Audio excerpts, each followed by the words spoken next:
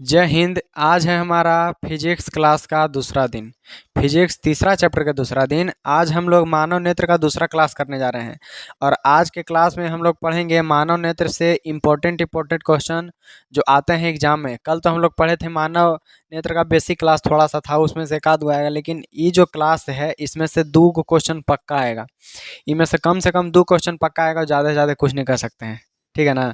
तो चलिए इसको आज करते हैं खत्म। ज़्यादा लंबा क्लास नहीं रहेगा आज का, काहे कि क्वेश्चन है जो बहुत इजी इजी है, एकदम समझा हुआ है। कल के अगर क्लास ज्वाइन किए होंगे तुम, क्या था ना, बहुत बढ़िया है। और जौन आज क्लास में छुट्टी मारा है, समझ लो कि क्या बोलते हैं उसको, एग्जाम में जब बैठेगा ना तब वीडियो देख के वो कहेगा कि अच्छा ये वीडियो के क्लास हो रहा था, हम छुट्टी मार दिए थे, है ना, ये सब कहेगा। चलो देखो, दृष्टि दोष तक बता दिए थे ना। दृष्टि मतलब आँख और दोष मतलब आँख में कोई दोष आ गया है कि ना, आँख में कोई भी खराबी जैसे कि दूर के नहीं देखना, पास के नहीं देखना, है कि नहीं, चाहे दोनों के नहीं दिखना, चाहे टेढ़ बड़ देखना, है ना, ये सब। ठीक है, चलो देखो दृष्टि दोष बता देते हैं, फिर से बता देते हैं, कोई दिक्कत नहीं है इसमें। दृष्टि दोष क्या है, क्वेश्चन बार बार एकदम रिपीट कर रहे हैं। 23 में ही पूछा है, 24 में नहीं पूछा, 25 में पूछ सकता है क्वेश्चन, आवे के चांस है। देखो ये कई कारण से, बहुत सारा कारण हो सकता है जिससे हमको आंख से दिखाई नहीं देता है। दूर का रखा हुआ वस्तु या निकट का रखा हुआ वस्तु का प्रतिबिंब स्पष्ट रेटिना पर न बनकर आगे या पीछे बनता है। स्पष्ट मतलब साफ साफ, और रेटिना मतलब आंख के पीछे वाला भाग। ठीक है ना? इधर से पुतली में से प्रकाश जाता है अवतल लेंस में से घुस के नेत्र लेंस में से, और इसका प्रतिबिंब बनता है रेटिना पर। ठीक है ना? ये देखो, ये जोन है, जौन सा भी आदमी का आंख है, बेचारा के आंख देखो तो थोड़ा सा मोटा हो गया है ना, लेंसवा लगता है कि थोड़ा सा मोटा हो गया है ना। तो यही चलते इसका प्रतिबिंब देखो यह बन रहा है। जहाँ जहाँ कटता है वहाँ रेखा, जहाँ किरण कटता है वहाँ प्रतिबिंब बनता है, नहीं तो पता है। तो देखो ना, बीचे में कट गया बेचारा, के प्रतिबिंब बन ही नहीं रहा था, इसको नहीं दिख रहा होगा। ठीक है, इसको नहीं दिख रहा होगा। यह लगी एगो लेंस लगाया गया है, देखो इधर अवतल लेंस है कि ना, अवतल लेंस इधर लगाया गया। अब प्रकाश के किरण गया, बढ़िया से जाके आराम से कटा जाके रेटिना पर, इसको फिर लौके लगा होगा शीशा माने कि चश्मा पहन के, है ना। तो ये है दृष्टि दोष। बहुत सारा कारण से दूर का रखा हुआ वस्तु या पास का रखा हुआ वस्तु का साफ साफ प्रतिबिंब रेटिना पर न बनकर आगे चाहे पीछे बनने लगता है। ठीक है ना? और इसी नेत्र से दृष्टि दोष कहते हैं, और नेत्र में यही सब दोष के दृष्टि दोष कहते हैं। या जब मनुष्य को निकट या दूर की वस्तु साफ साफ नहीं दिखाई देती है, चाहे दिखने में कठिनाई होती है, तो उसको ही दृष्टि दोष कहते हैं। ये तीन प्रकार का होता है: निकट दृष्टि दोष, दूर दृष्टि दोष और जरा दृष्टि दोष। ठीक है ना? ये दोनों सब्जेक्टिव में आ सकता है, लेकिन ये ऑब्जेक्टिव में पूछेगा। ठीक है, जरा वाला पूछता नहीं है। अब देखो, एक वाव सब कहे कि नहीं 4 गो होता है, 5 गो, अरे ऐसे तो बड़ी में दोष गिना देगा। अब कोई कहे कि हमारा आंख लाल हो रहता है, बड़ी दर्द का तक गड़ता है, तो वह तो दृष्टि दोष है, सब के एकरे में गिनवा देगा? नहीं। देखो अन्य दोष जैसे अबिंदुकता हो गया, मोतियाबिंद और रतौंधी, है ना। एकरा में मोतियाबिंद हम लोग पढ़ेंगे और रतौंधी पढ़ेंगे। ठीक है, अब बिंदुकता इसको छोड़ देंगे, काहे कि इनमें से दो गो इम्पोर्टेंट है चैप्टर, इनमें से और भी तो क्वेश्चन आएगा कि सब यही में से उठा के दे देगा। 3 गो चैप्टर है जी साइंस में, साइंस में है ना, 3 गो चैप्टर नहीं, 3 गो विषय है साइंस में पूरा, फिजिक्स केमिस्ट्री बायोलॉजी विज्ञान में। तब अब चलो देखते हैं। ये देखो, ये तो फोटो दिखा है पीछे, बाबा का देखो लेंस के मोटा मोटा चश्मा लगल है ना। ये देखो और भी है इधर। ये देखो एकरा में दो गो लेंस एक के बार लगाया हुआ है कि नहीं। ये दूसरा लेंस है इधर पूरा, और इधर दूसरा लेंस। ये देखो मोतियाबिंद के इमेज है, आँखें में उजला उजला हो गया ना, है ऐसे रहता है, वो मोतियाबिंद है ये होल। ठीक है, चलो देखते हैं। अब एकदम छोटा सा क्लास है ये। हाँ देखो, सबसे पहले निकट दृष्टि दोष। ठीक है ना, क्वेश्चन हमारा है निकट दृष्टि दोष। निकट मतलब पास, दृष्टि माने आँख, और दोष मतलब खराबी। जे अगर आँख से हमको निकट के वस्तु देखे में दो कठिनाई होवे, निकट के देखे में कठिनाई, तो नहीं, जब निकट आएगा ना, लिख देना पहले निकट दृष्टि दोष, और निकट लिखा हुआ रहेगा, माने कि निकट का तो दिखता है लेकिन दूर का नहीं दिखता है। निकट दृष्टि दोष में निकट का वस्तु दिखेगा लेकिन दूर का वस्तु नहीं दिखेगा, तो निकट दृष्टि दोष है। और जब दूर दूर दृष्टि दोष की बात आए, तो दूर का वस्तु तो दिखेगा लेकिन निकट का वस्तु नहीं दिखेगा। ये थोड़ा सा उल्टा पुल्टा वाला हिसाब किताब हो गया है, ठीक है ना। ऐसे बात है, निकट में निकट के दिखेगा और दूर में दूर के दिखेगा। हाँ, अब मार देगा कोई कि निकट दृष्टि दोष, अरे भीरू के दृष्टि दोष मार दो, है ना। नहीं पता रहेगा था ये सब देखना। देखो क्वेश्चन है कि निकट दृष्टि दोष किसे कहते हैं, इसका क्या कारण है, क्यों होता है, और इसका क्या निवारण है, इसका उपचार क्या है ना। देखो ये क्वेश्चन पूछल है 12 में, 14 में, 20 में, शायद पूछ सकता है 25 में, है ना। पूछ सकता है 25 में। 12 दो 14 और 14 के बाद 6 साल बाद पूछा, फिर कहीं नहीं पूछे 3-4 साल, 2-3 साल बाद। ये देखो, ऐसा दृष्टि दोष जिसमें निकट का वस्तु स्पष्ट दिखाई देता है। निकट के दृष्टि दोष में निकट के दिखाई देता है लेकिन दूर का वस्तु साफ साफ दिखाई नहीं देता, उसी को हम लोग निकट दृष्टि दोष कहते हैं। इसको क्या कहते हैं, निकट दृष्टि दोष। हमने के कोई भी दृष्टि दोष है, कोई दृष्टि दोष नहीं है। ये देखो इसका कारण, इसका कारण एकदम याद कर लेना, रट लेना, ठीक है। नेत्र लेंस और रेटिना के बीच का दूरी बढ़ जाना। नेत्र लेंस, जैसे लेंस नेत्र है ना, रुको एगो मान लेते हैं कि नेत्र है हमारा। हाँ हाँ, नेत्र है, ठीक है। ये वाला रेटिना है, ये नेत्र के ऐसे एगो लेंस है ना। ऐसे ही लगल है, सिलियरी मांसपेशिया धरले है। नेत्र लेंस और रेटिना के बीच के दूरी बढ़ जाना, ये दोनों के बीच के दूरी बढ़ जाना, ठीक है ना। तो जब ये दोनों के बीच के दूरी बढ़ जाएगा तो हमको हो जाएगा निकट दृष्टि दोष। हाँ, नेत्र लेंस और रेटिना के बीच की दूरी बढ़ जाना, या नेत्र गोलक का लंबा हो जाना, या नेत्र गोलक का लंबा हो जाना, ये इसका कारण हो गया। अब देखो निवारण क्या है। तब देखो ये निकट दृष्टि दोष है ना, निकट, निकट कैसे लग रहा है देखे में, निकट। हाँ निकट देखो बड़ा है कि नहीं, दूर से निकट लिखेंगे हमने, निकट है ना, निकट। निकट 3 अक्षर के, बड़ा लग रहा है देखने में तो एकरा लगी बड़ा वाला लेंस, अवतल लेंस। कौन सा लेंस, अवतल लेंस माने बड़का लेंस, है ना। हाँ, अवतल लेंस, कौन लेंस, अवतल लेंस। निकट दृष्टि दोष के उपचार कौन लेंस से। हाँ ये एकदम याद रखना, ये फिक्स कर लेना अपना, ठीक है। इसको मोबाइल के इसे पर्ची पर बना के कवर के पीछे डाल लेना। हाँ, अब जैसे लगा लो, मैंने जैसे हिसाब किताब जुगाड़ लगा लो याद करने के लिए, लेकिन कर लेना है, ठीक है ना। हमारी नहीं है, हम फोर्स नहीं कर रहे हैं कि हमरे जो बताएंगे जुगाड़ वही लगाओ। याद करने के लिए कोई भी जुगाड़ लगा लो, कोई दिक्कत नहीं है, ठीक है। चलो निकट, दिख रहा है इधर, निकट दृष्टि दोष में अवतल लेंस, अवतल लेंस लगा के हमारा काम चल जाएगा। चलो निकट दृष्टि दोष पूरा ही खत्म हो गया। अब देखते हैं दूर दृष्टि दोष। देखो ये वाला सवाल है कि दूर दृष्टि दोष किसे कहते हैं, इसका क्या कारण है, क्यों होता है ये, और इसका निवारण क्या है, निवारण के उपाय बताओ, इसका जुगाड़ लगाओ, है ना। जुगाड़ लगाओ, आँख ठीक करो इसका। तो देखो जब 13 में है पूछा हुआ और 21 में, है ना। 13-21 इसका चांस उंस बनता है, कहीं ना से क्वेश्चन छोड़ ले है उसको नहीं पढ़ के गया पूछ देगा, है कि ना।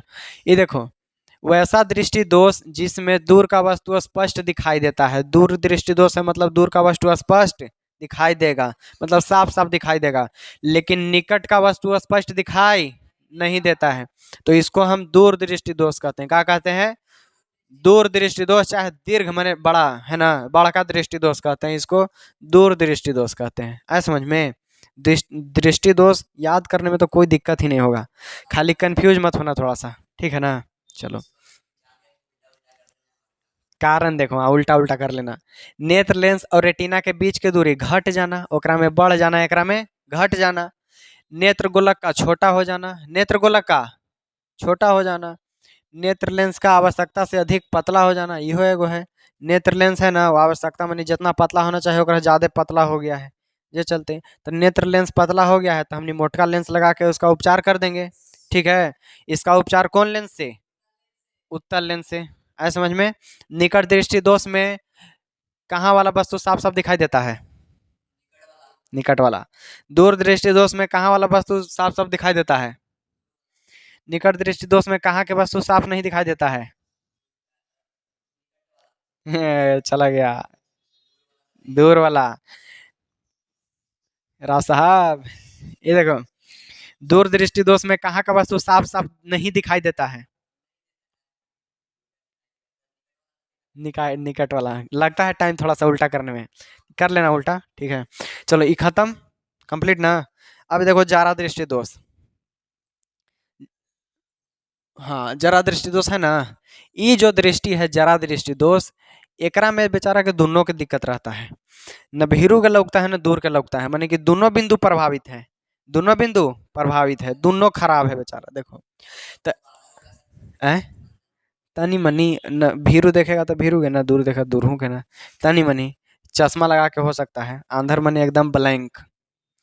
वैसा दृष्टि दोष जिसमें निकट के बिंदु के साथ साथ दूर का बिंदु भी प्रभावित हो जाता है, माने कि दोनों खराब हो जाता है, ठीक है, उसको जारा दृष्टि दोष कहते हैं।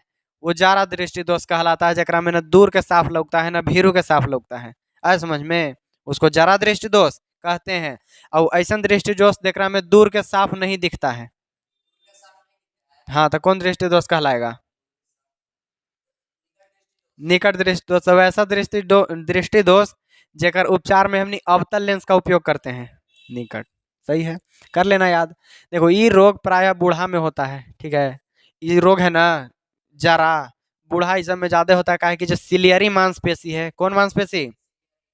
सिलियरी मांसपेशी, जो हमनी के वही जो अखिया वाला उत्तल लेंसवा को इसे टांग के चाप के पकड़ के रखता है ना, इसको बड़ा छोटा करके दूर नजदीक और पास फोकस मिलाता है, वही बेचारा थक जाता है, ठीक है, सिलियरी मांसपेशिया थक जाता है, जे चलते समंजन क्षमता घट जाता है, माने फोकस करे का क्षमता उसका घट जाता है, यही से हो जाता है कि नहीं? देखना, दिखाओ तो मोबाइल रेडमी वाला दो। जैसे ये सब मोबाइल है ना, 10-12 के मोबाइल, तो इस सब के मोबाइल से अगर कुछ ऐसे जूम उम करेगा, चाहे कुछ पर ऐसे फोकस करेगा ना टिप के, ऐसे मान लो कुछ का फोटो खींच रहे हैं तब फोकस करेगा, तब देखना थोड़ा सा टाइम लगा फोकस करने में, लेता है ना थोड़ा सा टाइम, ब्लर टाइप के हो जाएगा, फिर थोड़ा सा टाइम लेके फिर फोकस करेगा। लेकिन वही एक आध गो महंगा उंगा मोबाइल ले लो, 50,000 के ऊपर के मोबाइल ले लो, 40,000 के, तुरंत तुरंत फोकस करता है कि ना? ये सब बूढ़ा मोबाइल हो गया, नए में बूढ़ा हो गया, एक सिलियरी मांसपेशिया थक गया, एक समंजन क्षमता घट गया। ये देखो, ये जो है दूर जारा दृष्टि दोष, एकरा में कोई एक लेंस से काम चलेगा नहीं, दोनों लगाना पड़ेगा। इस कहाँ है जी? हाँ, ये रोग ये तो बता ही दिए। इस दोष में माने इस जो जारा दृष्टि दोष है, इस दोष में दोनों तरह के लेंस का उपयोग किया जाता है, दोनों तरह के लेंस, हाँ, अवतल और उत्तल दोनों। अवतल लेंस जिसका फोकस दूरी अधिक होता है और उत्तल लेंस के फोकस दूरी कम होता है, माने कि अवतल लेंस और उत्तल लेंस दोनों का उपयोग किया जाता है कौन दृष्टि दोष में? जारा दृष्टि दोष में। और उत्तल लेंस का उपयोग कौन सा दृष्टि दोष में किया जाता है? कौन सा? दूर दृष्टि दोष में। बोले लगा फिर उसके जैसा अटक अटक के, दूर दृष्टि दोष। अवतल लेंस का उपयोग कौन दृष्टि दोष में? निकट दृष्टि दोष में। ये देखो इसका कारण क्या है, तो सिलियरी मांसपेशियां का थक जाना है ना, ये हमनी जो दोनों लगता है तेकर कोई नाम है, तेकरा हमनी बाईफोकल कहते हैं, बाई माने दूगो, फोकल माने दूगो फोकस वाला लेंस, चाहे दो फोकसी लेंस कहते हैं, दो फोकसी लेंस कहते हैं। बूढ़ा के देखेगा ना चश्मा में, इधर देखो ध्यान दो, ऐसे गोल चश्मा रहेगा, अपन कोई बूढ़ा मिलेंगे रास्ता में तो दिखा लेना, चश्मा में तो कोई के चश्मा रखल रहेगा ना, रखे खोल के तो देखना, एक जगह से कुछ अलग दिखाई देगा और दूसरा जगह से कुछ अलग, तो उन्हीं के धीरे धीरे मान लो कि घट रहा है क्षमता, ठीक है, कम पड़ गया, वो ज़्यादा बूढ़ा हो जाएगा, एकदम सिलियरी मांसपेशी पूरा थक गया, तब लगाएगा इतना मोट मोट चश्मा। अब दोनों लेंस रहेगा एकदम मजबूत मजबूत। और वो वाला अगर चश्मा वो बूढ़ा बाबा वाला तुम पहन लिया, तोर आँख के जो सिलियरी मांसपेशियाँ है ना, वो इतना ऐसे ऐसे होगा स्पीड में, चाहेगा कि हमारे रेटिना में बन जाए प्रतिबिंब, अगर तुम लगाओगे तो हमें के तो सही है, चश्मा लगा लिया, तब पड़ेगा आँख में भार, एकदम दर्द करेगा आँख, है ना? वो बनाना चाहेगा प्रतिबिंब रेटिना पर, और रेटिना पर कैसे बने, हमने तो लगा ले हैं बाहर से लेंस, तब पड़ेगा भार। यही से कहते हैं कि पावर वाला चश्मा नहीं पहनो, नहीं तो सिलियरी मांसपेशियाँ बेचारा कंफ्यूज हो जाएगा, ये कहाँ हम कितना लंबा करें कि बन जाए। चलो तो इतना आ गया समझ में, आगे बढ़ते हैं अगला क्वेश्चन पर। ये देखो मोतियाबिंद, हमारा एगो सवाल है कि मोतियाबिंद क्या है? मोतियाबिंद जो है ना, प्रिंस लगा दो दरवाजा,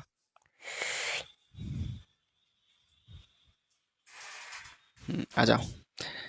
ये जो मोतियाबिंद है ना, ये आँख में थोड़ा मोती-मोती जैसा हो जाता है, ठीक है? ये हालाँकि इसको मोतियाबिंद कहते हैं, मोती जैसा कुछ नहीं है। ये जो आँख है ना, ये आँख में एगो मोती-मोती जैसा कुछ हो जाता है जो बहुत देखने में डरावना लगता है। ये देखने में बहुत डरावना लगेगा जिसको मोतियाबिंद रहेगा, बाप रे बाप! है कि नहीं? देखो मोतियाबिंद में क्या होता है, अधिक उम्र के लोग में अधिक उम्र के लोग में नेत्र के माने आँख के ऊपरी परत पर एगो दुधिया धुंधला परत जम जाता है। अधिक उम्र माने जो ज़्यादा उम्र के आदमी रहता ना है, उसको आँख के ऊपरी परत पर एगो दूध टाइप का माने उजला-उजला धुंधुर एगो परत जम जाता है, ठीक है? जिसको जिसके वजह से वो व्यक्ति साफ-साफ नहीं देख पाता है। कहाँ से साफ देखेगा? देखो तो कैसे एगो जम गया है ना?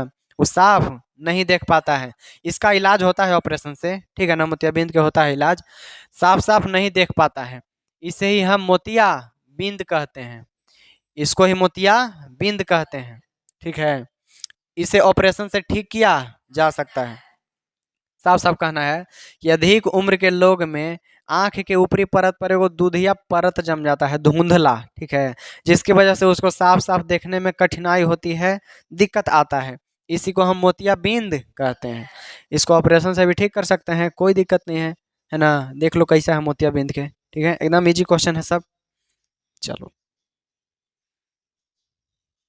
ईज़ी क्वेश्चन नहीं है, ईज़ी तुमको लग रहा है क्योंकि तुम पढ़ता है ना? देखो, वायुमंडलीय अपवर्तन क्या है ना? वायुमंडलीय नाम से पता लग रहा है वायुमंडल माने पूरा हवा में होए वाला। अपवर्तन क्या है? हाँ, वही सब देखो, वायुमंडल में सभी जगह का तापमान एक समान नहीं होता है। जैसे मान लो कि हमने यहाँ है तो कुछ गर्म टाइप का लग रहा है, थोड़ा और ऊपर जाएगा ना, कुल्फी जमने लगेगा। हाँ, और ऊपर जाएगा, बहुत ठंडा रहता है ऊपर, ठीक है ना? माने कि हर जगह तापमान अलग-अलग है, पता है ना इतना? वायुमंडल में हर जगह का तापमान अलग-अलग होता है, जिसके कारण वायुमंडल में जब प्रकाश के किरण एक माध्यम से दूसरे माध्यम में प्रवेश करता है, सब जगह माने कि हर माध्यम के तापमान अलग-अलग है। और प्रकाश के किरण सूर्य से आ रहा है तब प्रवेश करता है एक माध्यम से दूसरे माध्यम में, एक माध्यम से दूसरे माध्यम में। तो वायुमंडल में ही इसका प्रकाश के अपवर्तन हो जाता है। एक माध्यम से जब दूसरा माध्यम में घुसता है तो हवा में इसका प्रकाश के अपवर्तन हो जाता है ना? जा रहा है सीधा हल्का टेढ़ हो गया, फिर वो में से टकराया, फिर इधर टेढ़ हो गया, ऐसे होता है। तो इसी को ही वायुमंडल में होने वाला अपवर्तन को वायुमंडलीय अपवर्तन कहते हैं। तो वायुमंडल में होने वाले इस अपवर्तन को वायुमंडलीय अपवर्तन कहते हैं, है ना? ये लिखा जाएगा, एकदम याद कर लेना है इसको कि हर जगह का तापमान अलग-अलग है वायुमंडल में, है ना? और प्रकाश के किरण जब वायुमंडल में प्रवेश करता है एक माध्यम से दूसरे माध्यम में, गेट, तो वो थोड़ा वो क्या बोल रहे थे कि जब एक प्रका क्या हुआ? प्रकाश के किरण जब एक माध्यम से दूसरे माध्यम में प्रवेश करता है तो वायुमंडल में ही उसका अपवर्तन हो जाता है, ठीक है? और वही वायुमंडल में अपवर्तन हुआ वो घटना को हमने वायुमंडलीय अपवर्तन कहते हैं। इसको याद कर लेना है एकदम, ठीक है ना? एकदम इम्पोर्टेंट क्वेश्चन है ये सब, बढ़िया बढ़िया चैप्टर के क्वेश्चन है। एक बार देखो ये क्वेश्चन एकदम इम्पोर्टेंट, वायुमंडलीय अपवर्तन के कारण कौन कौन सा घटना होता है, ठीक है ना? कौन कौन सा घटना होता है उतना इम्पोर्टेंट नहीं, लेकिन देख लो, तारा टिमटिमाता हुआ नजर आता है, ठीक है? अग्रिम सूर्योदय, निलंबित सूर्यास्त, गर्म हवा ऊपर, ये सब कुछ होता है, ठीक है ना? वायुमंडलीय अपवर्तन से गर्म हवा, जो गर्म हवा रहता है हल्का रहता है, ऊपर उठता है, ये सब तो पता है। ये छोड़ो, ये देखते हैं मेन क्वेश्चन कि तारे टिमटिमाते नजर आते हैं क्यों, है ना? हम लोग देखते हैं रात को आसमान में तो तारा दिखाई देगा टिमटिमाता हुआ, माने कि बंद चालू, है ना?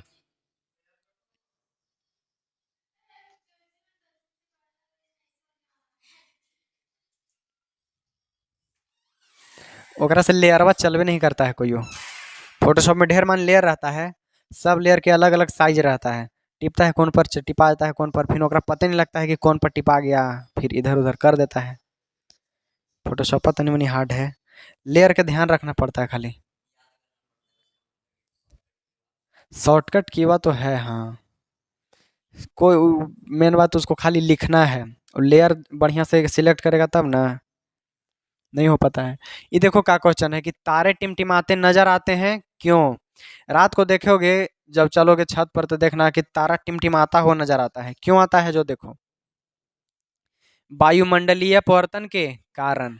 वायुमंडलीय परिवर्तन के कारण तारा टिमटिमाता हुआ नजर आता है। ठीक है ना। ये तो जान गया कि वायुमंडल में अपवर्तन के कारण। तो कैसे, देखो वहां तारा है जो हमसे बहुत दूर है। तारा कितना दूर है, बहुत दूर है। सूर्य भी एक क्या है, तारा है, लेकिन वो थोड़ा पास है, आराम से दिखता है ना। लेकिन और सब जो तारा है जो वायुमंडल में अंतरिक्ष में बहुत ही दूर है। ठीक है। वहां से जब प्रकाश की किरण हम तक पहुंचता है तो वायुमंडल में ढेर सारा अपवर्तन होता है। कभी कोई कण से टकराया, फैल गया, फिर वो कण वहां से हटा, है कि नहीं, तो फिर हमको दिखा। यह चलते दिखता है। अब इसको सिस्टम से समझते हैं। वायुमंडलीय अपवर्तन के कारण तारा टिमटिमाता नजर आता है। क्या है कि वायुमंडलीय अपवर्तन के कारण तारों से निकलने वाली प्रकाश की तीव्रता कभी बढ़ता है तो कभी घटता है। वायुमंडल में अपवर्तन हो रहा है, माने चमक रहा है सब, ठीक है ना। हवा धूल ये सब उड़ रहा है, वहां से प्रकाश के किरण आया तारा पर से हमारा आंख तक आ रहा है। और वायुमंडल में कई बार उसका तीव्रता बढ़ा, कई बार उसका तीव्रता घटा, जिसके कारण कभी तारे धुंधले दिखाई देते हैं तो कभी चमकीले। जब प्रकाश की किरण माने वायुमंडल में से कोई कण पर नहीं टकराया, डायरेक्ट हमारे आंख तक अगर एक बार पहुंच गया तो चमकीला दिखाई देगा। और कभी धूरी उरी में ऊपरे टकरा गया तो धुंधला दिखाई देगा। तो यही बार बार धुंधला या चमकीला दिखाई देना ही तारों का टिमटिमाना कहलाता है। ठीक है। इसको याद कर लेना। एक बार फिर से इधर समझो। जैसे यहाँ से निकला ना प्रकाश की किरण, तो हवा में ढेर सारा धूल उड़ रहा है। धूल कण तो उड़ ही रहा है ना। वायुमंडल में इतना गंदा है सब, है कि नहीं। तो उसी के कारण कभी अपवर्तन हुआ तो हमारे आंख तक प्रकाश एकदम तेज पहुंच गया अपवर्तन से। कभी धुंधला चल चल गया, तो वही कभी धुंधला आएगा कभी तेज आएगा तो हमको लगता है कि ये सब टिमटिमा रहा है ना। सब टिमटिमाता हुआ नजर आता है। अगर एक लाइन में कहे तो प्रकाश के अपवर्तन के कारण, प्रकाश के अपवर्तन के कारण। तो चलो इसको याद कर लेना, ये इंपॉर्टेंट क्वेश्चन है, 13 में पूछा है, 21 में इसको चांस बनता है आने के लिए। हम्म। हाँ एक बार था 13 21। ये देखो 18 24, प्रकाश का प्रकीर्णन क्या है। ये क्वेश्चन पूछल है 2018 और 2024 में, है ना। इसका चांस थोड़ा सा कम है 25 में आने का, लेकिन देख लेते हैं, है कि नहीं। कि रिपीट भी करता है, कभी कभी साले पर दे देता है। कि प्रकाश के प्रकीर्णन, जब सूर्य का प्रकाश पृथ्वी के वायुमंडल में, हाँ तो वायुमंडल में उपस्थित विभिन्न गैस, ढेर सारा गैस है ना वायुमंडल में, अणु भी है, परमाणु है, प्रकाश को अवशोषित कर लेते हैं। क्या कर लेते हैं, अवशोषित करके, और कुछ समय के बाद प्रकाश को चारों दिशाओं में फैलाते हैं। और अवशोषित करके उसको प्रकाश पूरा फैलाता है। ठीक है ना।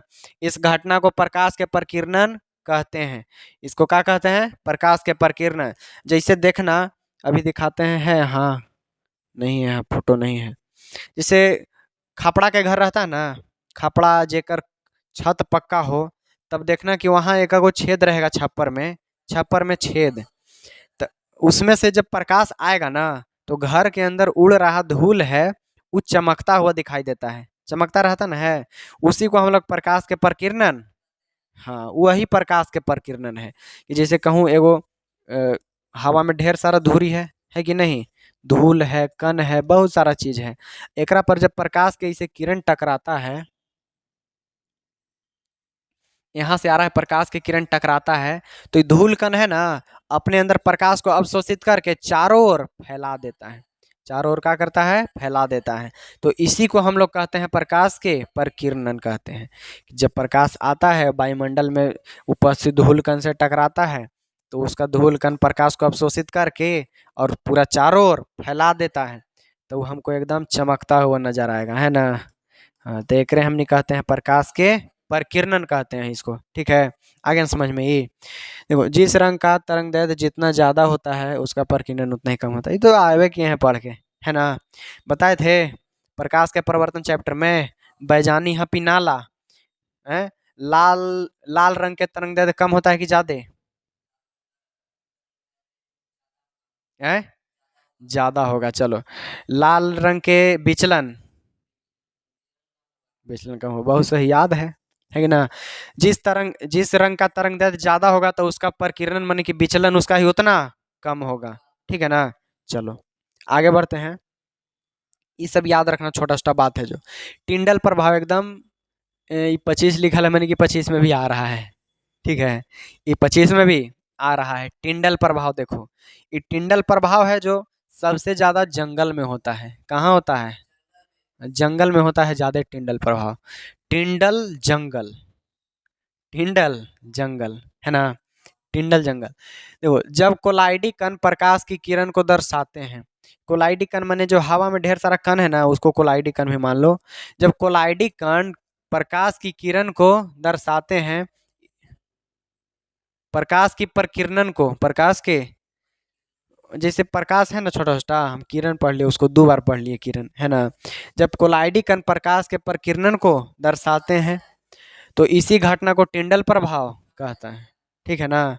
इसको टिंडल प्रभाव ही कहा जाता है। जो टिंडल प्रभाव है ये होता है, ये जो कोलाइडी कण है ना, ये कोई बिलियन में भी जब हम डालते हैं, जैसे हमारे पास एगो कॉलिन था, है कि नहीं कॉलिन, ये कॉलिन है ना, एक अंदर अगर हम लेजर लाइट जलाएंगे तो इसके अंदर प्रकाश का मार्ग दिखाई नहीं देगा, दिखाई देता है नहीं, तो एक में टिंडल प्रभाव नहीं हो रहा है। लेकिन जिसमें जिसमें प्रकाश के मार्ग दिखाई देता है, हाँ वो टिंडल प्रभाव होगा। ठीक है ना। ये डिब्बा लीक कर गया है काजी, पूरा भींग गया नीचे।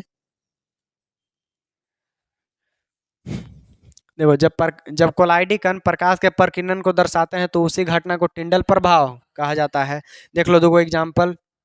जैसे जब अंधेरा कमरा में खिड़की से प्रकाश के किरण आता है तो उसके रास्ते में धूल कण चमकते हैं, है ना। वो चमक रहा था, कौची है? टिंडल प्रभाव। और देखो एक बार जब प्रकाश कमरे में धुआं भरा हुआ रहता है, धुआं भरा रहता है ना, मानो कहूँ धुआं भरा हुआ है, वहां से प्रकाश के किरण आता है तो उसके रास्ते में चमकते हुए दिखाई देता है। यहाँ एगो लेजर लाइट था ना, लेजर लाइट जलाओ नहीं दिखेगा उसका रास्ता, लेकिन धुआं वहां कर दो तुरंत दिखने लगेगा। तो क्या हो गया? सब टिंडल प्रभाव हो गया, है कि ना। हाँ उसको ही कह सकते हैं हम लोग टिंडल प्रभाव। ये देखो लास्ट क्वेश्चन, लास्ट, है ना। अब लास्ट होने वाला क्वेश्चन कि साफ आकाश का रंग नीला क्यों दिखाई देता है? ठीक है, साफ साफ आकाश रहता है उसका रंग नीला क्यों दिखाई देता है? देखो जिस रंग का, ये पहले को बात जो हम लोग पढ़ के आए हैं, जिस रंग का तरंगदैर्ध्य जितना ज्यादा होता है उसका प्रकीर्णन उतना कम होता है, और जेकर प्रकीर्णन कम होता है ओकर तरंगदैर्ध्य ज्यादा होता है। एगो हम इधर बताए थे ना लिख के जी, कि बैंगनी जामुनी वाला बैजानी है पिनाला, बैजानी ह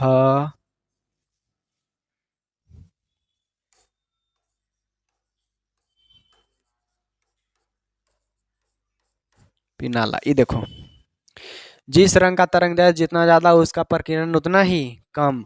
देख लो जो सबसे ऊपर है एक तरंगदैर्ध्य सबसे कम है, तरंगदैर्ध्य सबसे, तरंगदैर्ध्य, तरंग लिख देते हैं और दैर्ध्य समझ लेना, अब कम लिख देते हैं हम, है कि ना। वाह, नहीं लिख दिए, अब लिख दिए। अब नीचे तो एकरा में विचलन कम है कि नहीं, विचलन कम माइनस लगा दिए, है कि ना। विचलन कम तो तरंगदैर्ध्य ज्यादा, और तरंगदैर्ध्य कम तो विचलन ज्यादा।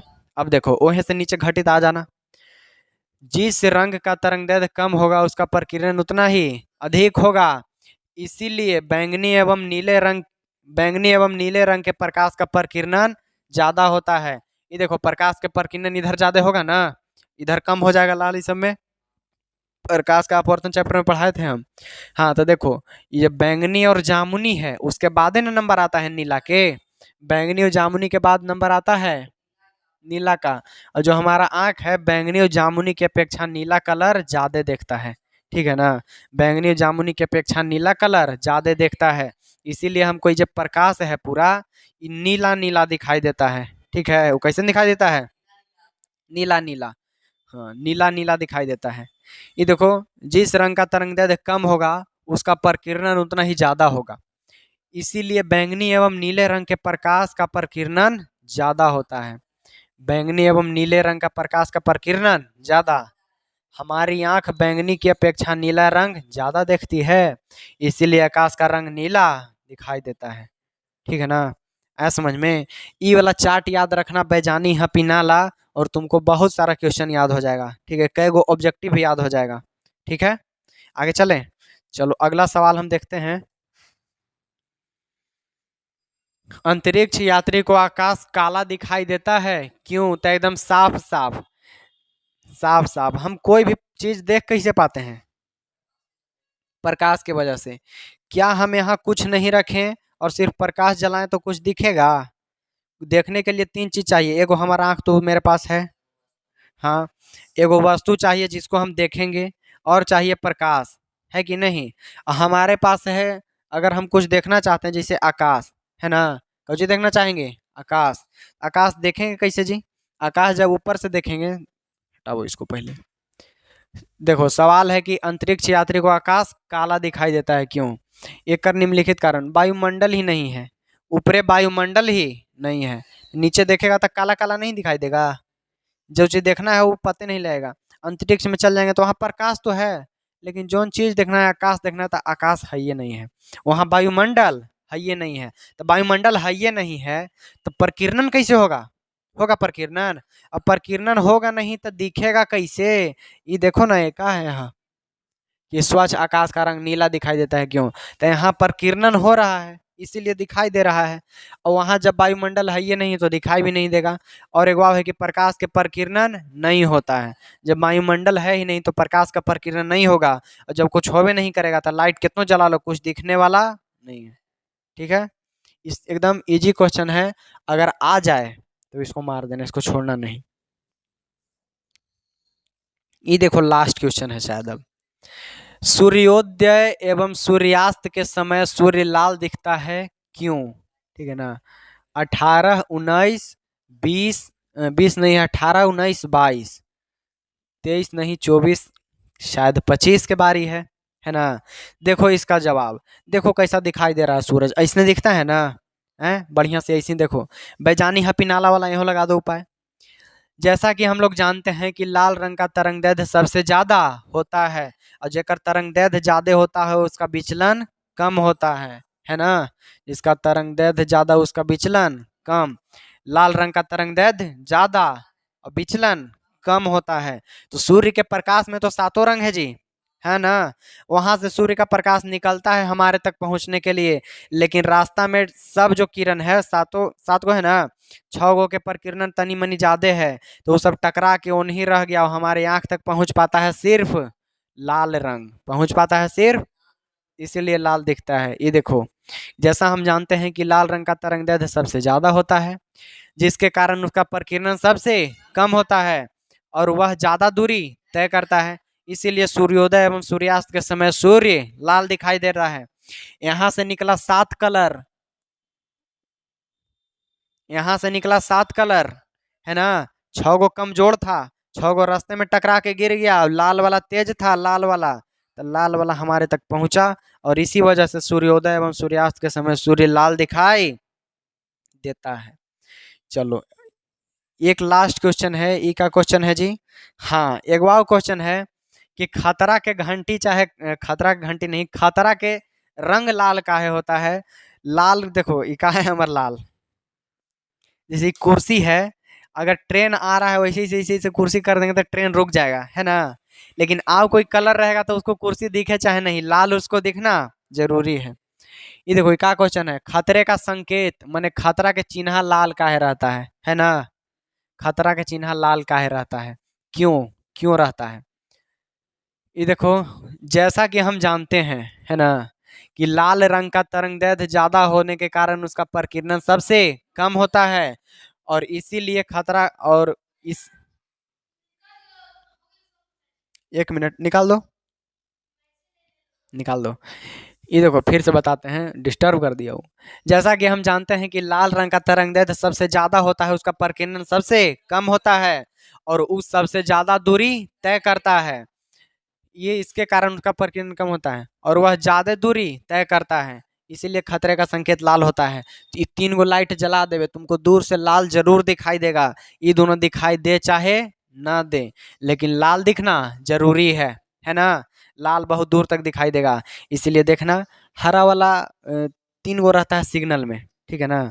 लाल वाला जाना जरूरी रहे चाहे नहीं, लेकिन रोकना जरूरी है कि ना। बिना ब्रेक के गाड़ी नहीं चलाना चाहिए, है ना। अब कहे कि हाँ हमारा चलावे ला है कि रोके ला है, ब्रेक रहे चाहे ना। तो चलो इस समझ गए। हमारा ये जो मानव नेत्र चैप्टर है ये पूरा समाप्त हो चुका है, ठीक है ना। क्या? हाँ सही मारते हैं ना जी, गलत मार दिए। इस चैप्टर है जो पूरा समाप्त हो चुका है। और यदि इस चैप्टर से एको क्वेश्चन आए तो उसको छोड़ना नहीं है, काहे कि बहुत ही इजी चैप्टर है कि नहीं। चलो, तो आज के क्लास में हम लोग इस चैप्टर को पूरा समाप्त कर लिए। आधा घंटा के चला हुआ शायद क्लास। अगला क्लास में मिलेंगे कल।